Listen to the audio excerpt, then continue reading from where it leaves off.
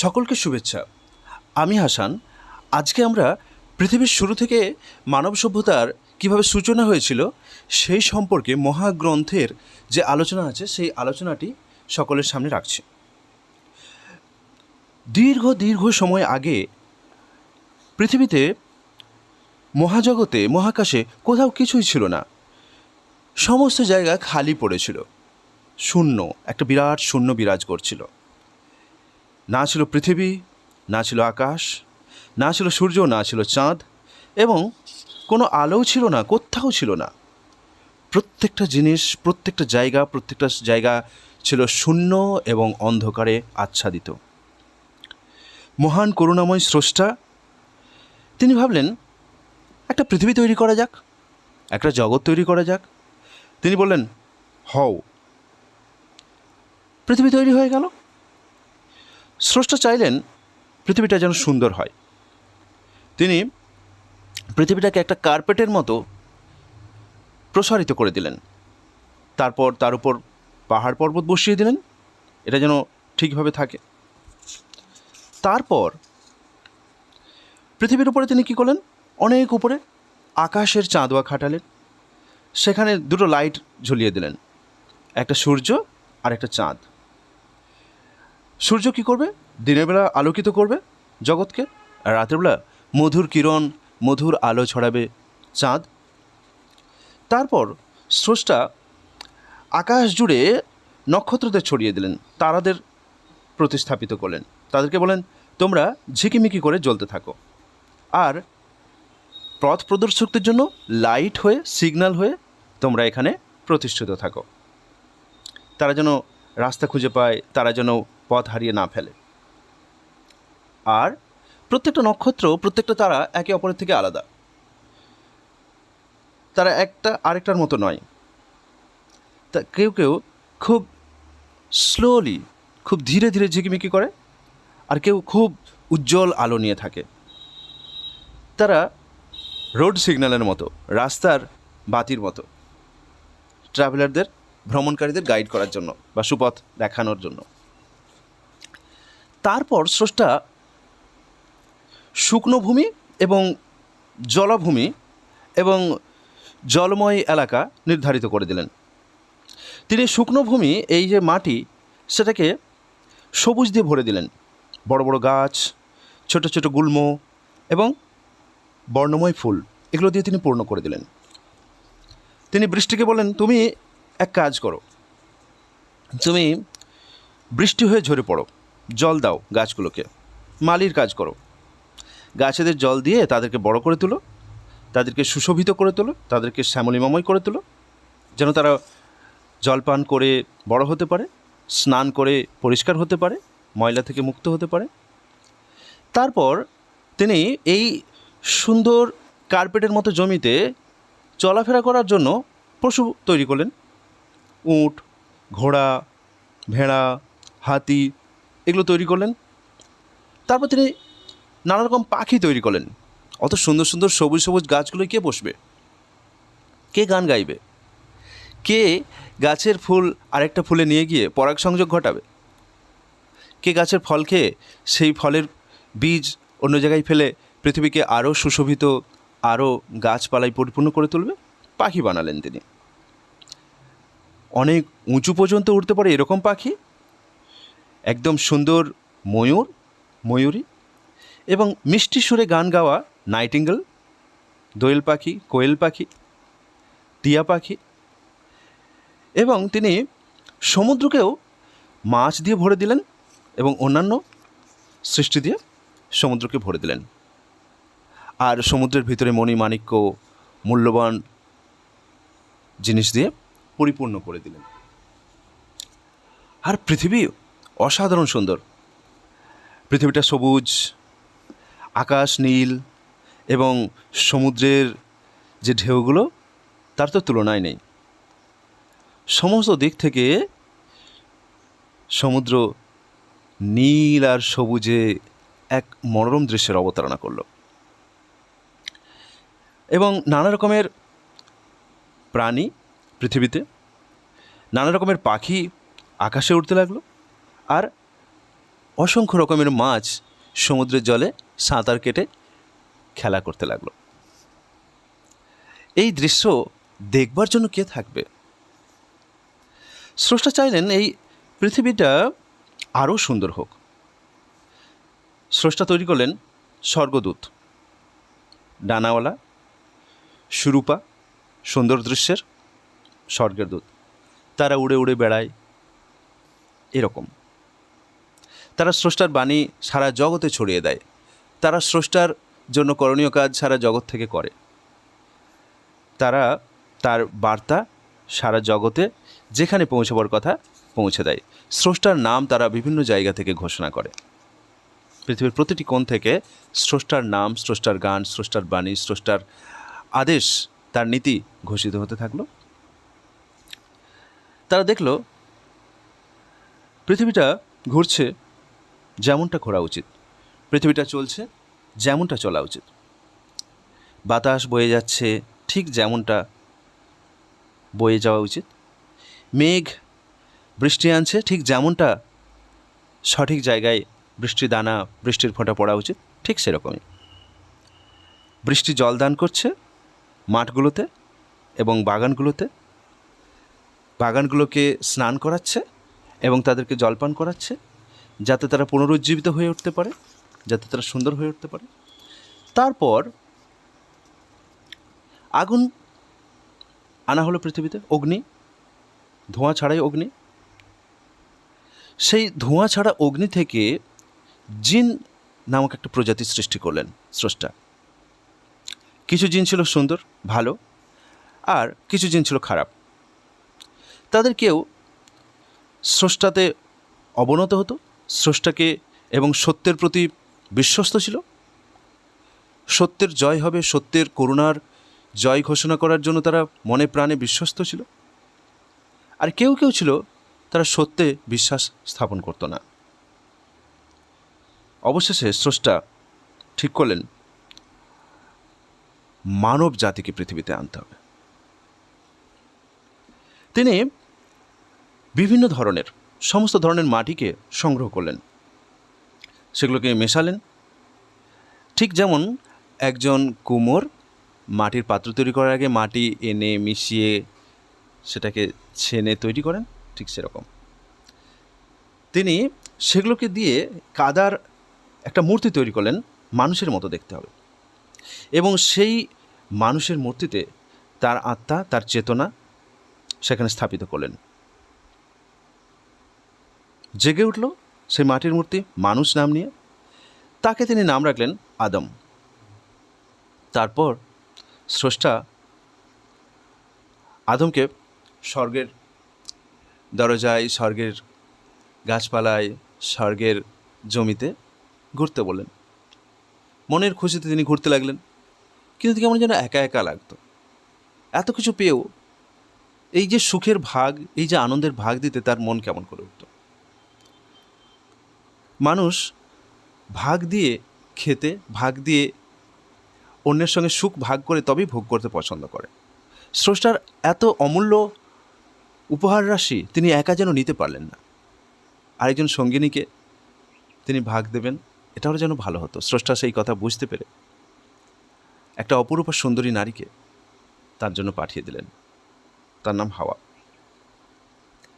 স্বর্গের মধ্যে অপরূপ সুন্দরী নারী এবং অসীম তেজী পুরুষ স্রষ্টার অনুগত হয়ে সেখানে দিন যাপন করতে লাগলো। কিন্তু তারা তো স্বর্গে, এত সুন্দর করে পৃথিবীর নামক উপহারটা কাদের জন্য প্রস্তুত করে রাখা হয়েছে?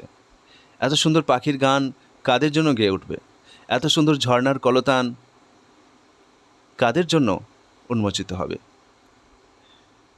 সমুদ্রের নীল, আকাশের নীল কাদেরকে স্বাগত করার জন্য পৃথিবীতে এতদিন ধরে অপেক্ষা করছে? স্রষ্টা এত বড় সুন্দর পৃথিবী সৃষ্টি করেছেন, নিশ্চয় সুন্দর মানুষকে সেখানে পাঠাবেন বলে। তারপর কি হলো? আদম এবং হাওয়া স্বর্গের জায়গায়, স্বর্গের বাগানে ঘুরতে লাগলেন, সেখানে ফল খেতে থাকলেন। আদমকে সকলে স্রষ্টার অনুগ্রহপ্রাপ্ত মানুষ হিসেবে শ্রদ্ধা করতে লাগলো সমস্ত স্বর্গদূতরা। কিন্তু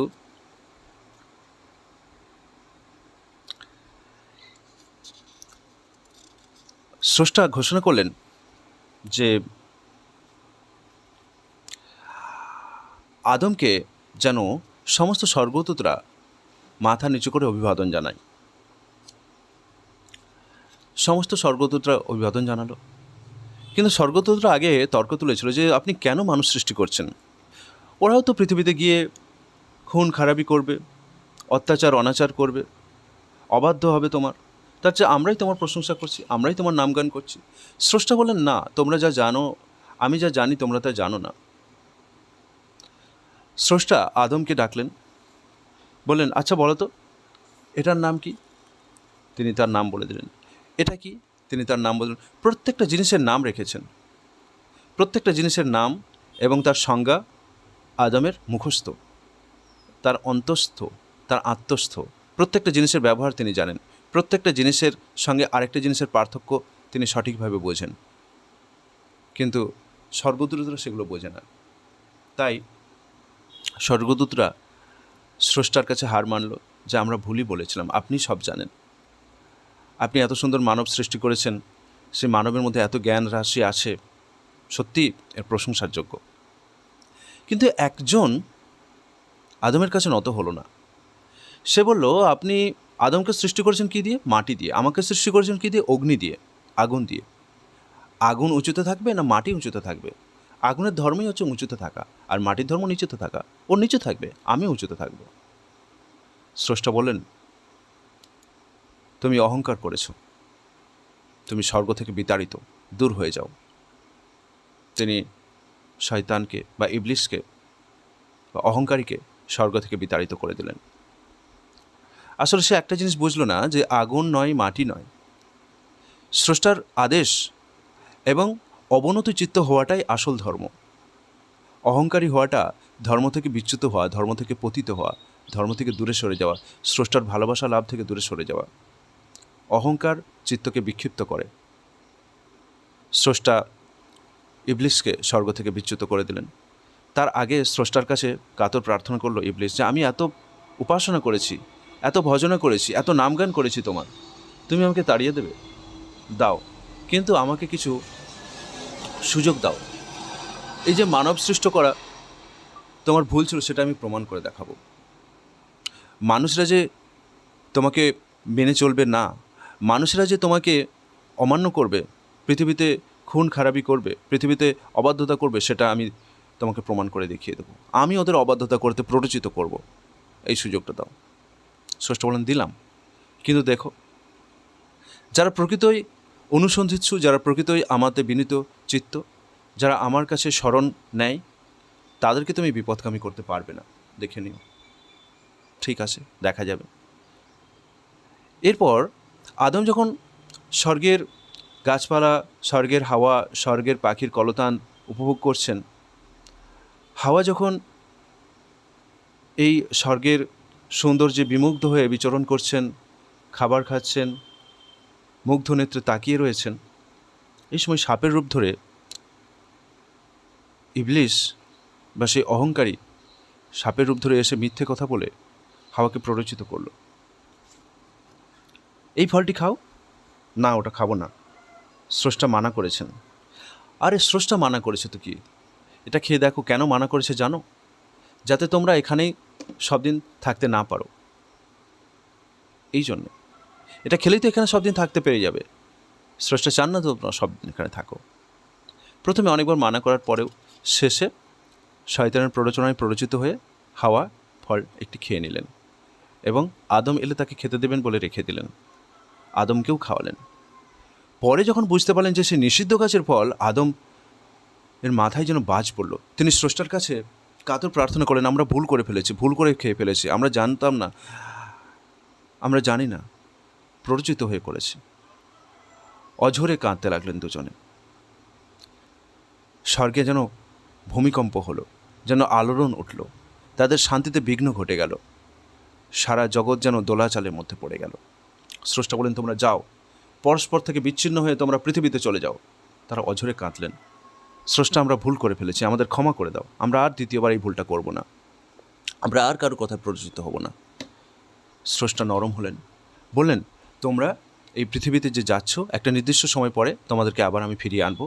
যদি তোমরা পুণ্য কাজ করো, সঠিক কাজ করো এবং স্রষ্টার প্রতি অবনত থাকো, স্রষ্টার প্রতি বিশ্বস্ত থাকো, ন্যায়ের প্রতি, সত্যের প্রতি বিশ্বস্ত থাকো, তাহলে তোমাদেরকে আবার ফিরিয়ে আনবো এবং ইবলিশের প্ররোচনায় পা না দিলে তোমাদেরকে আবার স্বর্গে স্থান দেওয়া হবে। কিন্তু তারা পৃথিবীতে তাদেরকে যখন নিক্ষেপ করা হলো, একজন আরেকজনের থেকে অনেক দূরে নিক্ষিপ্ত হলো, একে অপরের দেখা পায় না। দিনের পর দিন, রাতের পর রাত হাঁটতে হাঁটতে এক জায়গা থেকে আরেক জায়গায় গমন করতে করতে তাদের সর্বস্ব শরীর ক্লান্ত অবসন্ন হয়ে পড়ল। অবশেষে তাদের এই পৃথিবীতে দেখা হলো, তারা আবার নতুন করে সংসার বাঁধলেন, আদম ও হাওয়া।